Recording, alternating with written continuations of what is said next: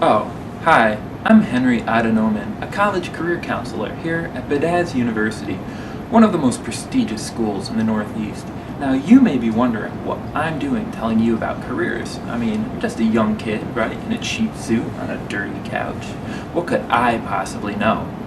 Well, what I said in my interview for this job, and what I'll tell you now, is that nothing has prepared me to tell people about what to do with their futures more than not knowing what I wanted to do with mine. And I think part of the problem is that throughout my entire undergraduate career, people were pushing me towards supposedly viable career paths, such as accounting, in medicine, dentistry, lawyering. And, if I had $1 for every time somebody told me that I couldn't be a steam train engineer when I grew up, I'd be rich and I could retire right now. So what if all of the railroads are gone? So what if they don't use steam trains anymore in the first world? Well, I, for one, am sick of the naysaying. I, for one, am sick of what former Vice President Spiro Agnew described as the naysaying nabobs of negativism. I'm ready for my dream career. But are you?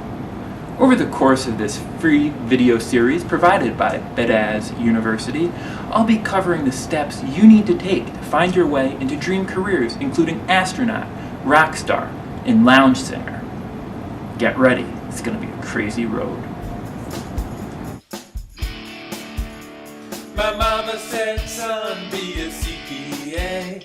A doctor or a lawyer would be okay. I said, mama, that sounds so lame. A cubicle job is gonna drive me insane. There must be other options, of this I am sure. So I went to see my career counselor.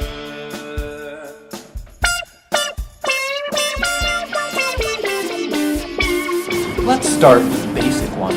You'd be surprised how many students come to my office saying they don't want to parlay their undergraduate career into a typical white-collar job.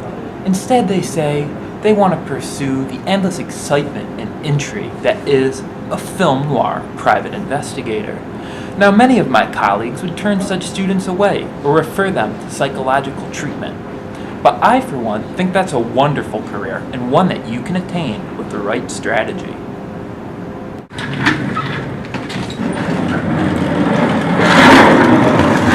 Now, as with every job, a huge part of it is going to be appearance. If you want to live the part, then you need to look the part. Every film noir private investigator has their own style, of course, but there are a few elements that have become sort of a de facto dress code for the profession. As much as, say, blue jeans, construction boots, and orange hard hats are for construction workers or disco stars.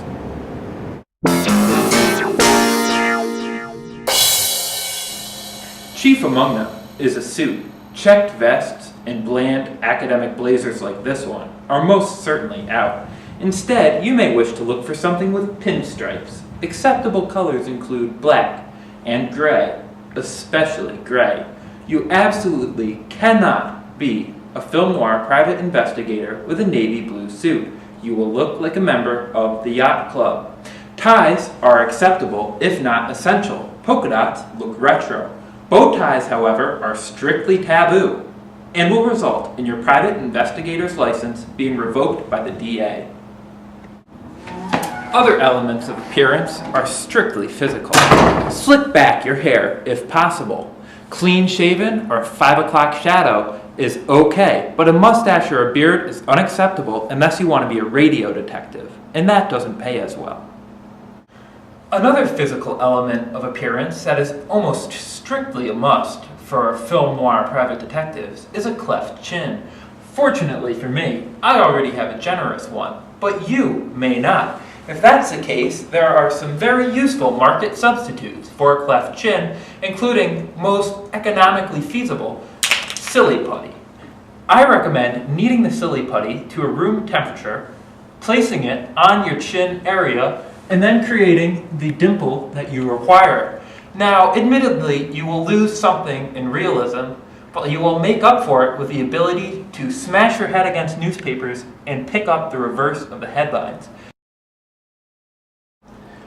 Of course, there's something we've left out. Do you know what it is? It's something you absolutely must have if you want to be a film noir private eye. That's right, it's a hat. You cannot be a film noir private investigator without a fedora drooped down nice and low over your eyes.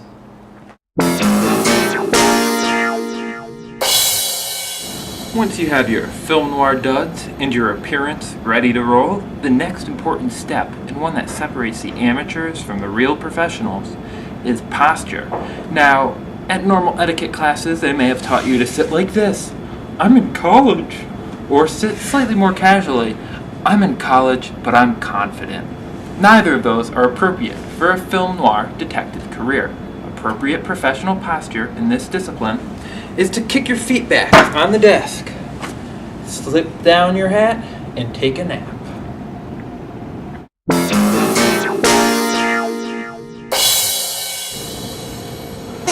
Vices. Every film noir private eye has a few. We all know it. And unfortunately, your clients won't take you seriously unless you do as well. Now, the legal department at Baddazz U, for understandable reasons, has forbidden me from encouraging any of you viewers from taking those up, but if you wanted to, they would typically include anything from womanizing and gambling to most certainly smoking and drinking.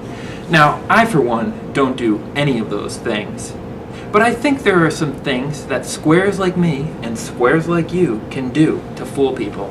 For example, I think that this pretzel rod, one second, looks suspiciously like a cigar.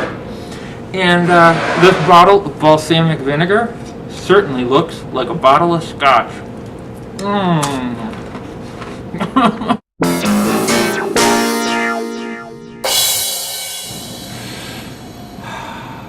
The most important job description for a film noir private investigator is to be able to describe the world around them in overly dramatic language.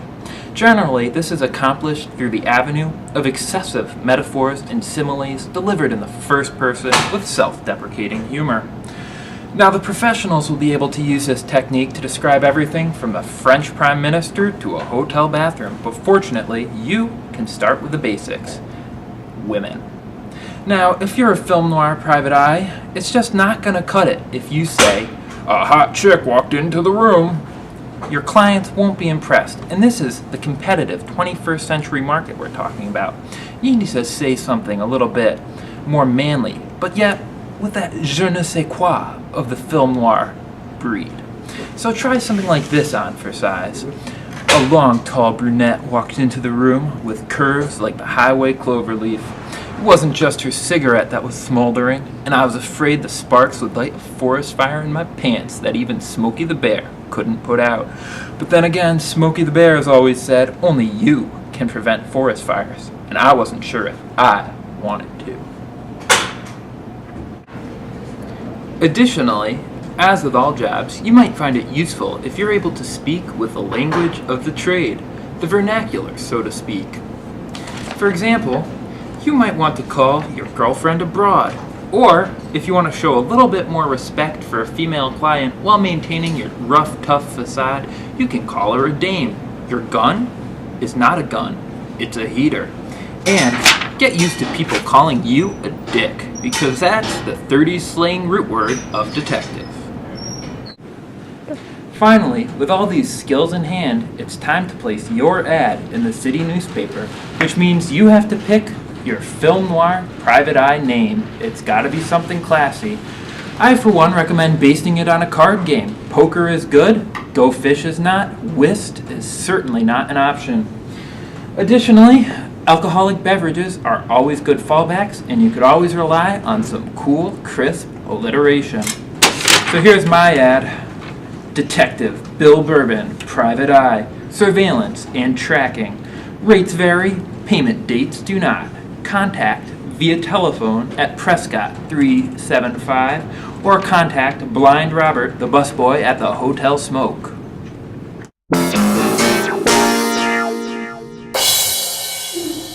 As far as getting started in your career as a film noir private eye, I'm afraid that I've done about as much as I can do. We've gone over how to pick a name, how to impress clients with fancy metaphors and other techniques for talking, how to dress, how to appear, posture. You are ready to get your first job, your first engagement, to begin networking, to rise to the top of the underworld of your city. Now, we at Baddazz U, of course, emphasize the idea that learning is a lifelong process that can't stop at the end of a course, at the end of your undergraduate career, and certainly not at the end of a medium-length instructional video. There are certain skills you'll only learn through valuable life experience and, unfortunately, through the school of tough knocks. Now, before we part ways for today's instructional video, there's one last tip I thought I could share with you that I picked up when I was watching film noir movies instead of studying for econ exams. I've found that it's a good idea to double pad your hat, i.e. wearing a hat under your hat. And this provides extra padding because one thing is sure, if you're a film noir private eye, you're gonna get...